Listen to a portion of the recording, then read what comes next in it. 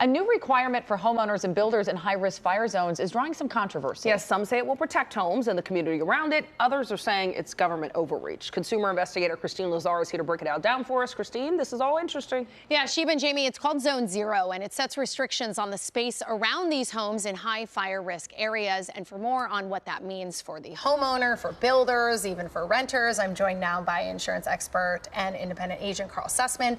So, Karl, can you explain what Zone Zero is? Zone Zero, broadly speaking, is a set of guidelines that the California Forestry has just put out to assist people in trying to understand what they should be doing to better protect their home from wildfires. So it gives guidelines depending on where you live, what sorts of things you can do to try and make your home less likely to catch fire when the next fire starts. And so we're talking about brush around your home, landscape, that sort of thing. Well, it goes from 0 to 5 feet, right? There's certain guidelines of things that you need to do that are closer to your house. For example, there's 2 sections they look at, basically under your eaves. So if you look at the eaves overhanging your house, they want to have certain clearance of things there. You don't want to have dried mulch, firewood, things that are obviously going to start burning very, very easily.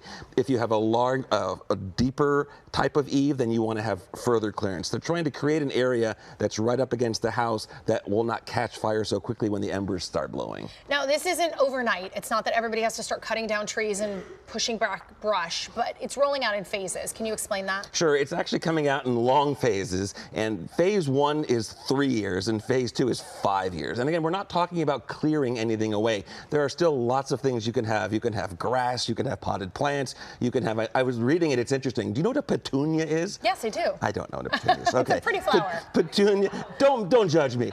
Petunias, succulents, so there's all sorts of plants that you're allowed to have that can be in that space. Apparently, they're more moisture rich. But not like a cypress tree. Exactly. Or a eucalyptus tree or exactly. something like that. And then on your property in general, they want you to do things, trim what's called the climbing tree leaves, which is, you know, when fire comes, if the trees are basically just a tree and the branches start higher, then there's nothing for the fire to catch to burn upward. So there are just guidelines like this to follow. But the most interesting part, and I think this is missed by most people, is that every jurisdiction can tweak this, either more or less. So if you're in an area where it's just not possible to do some of these things, then your local ordinance can change those guidelines to fit what is possible and what isn't. So the big question is, how is the insurance industry going to react to this? In theory, will this make it easier for people to get off the FAIR plan and onto private insurance if they do these things? And conversely, if they don't, could they start seeing non-renewals? Well, I think what we're going to see, I mean, the insurance carriers and consumers, we're on the same page, right? We don't want the house to burn. So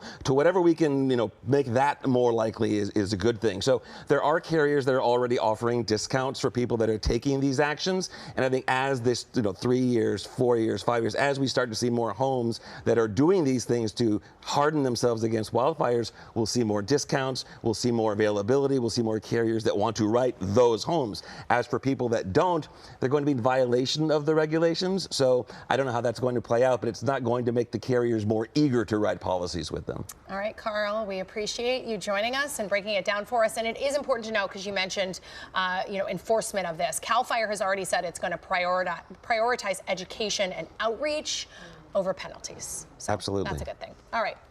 I'm going to send it back to you, Jamie and Sheba. Christine?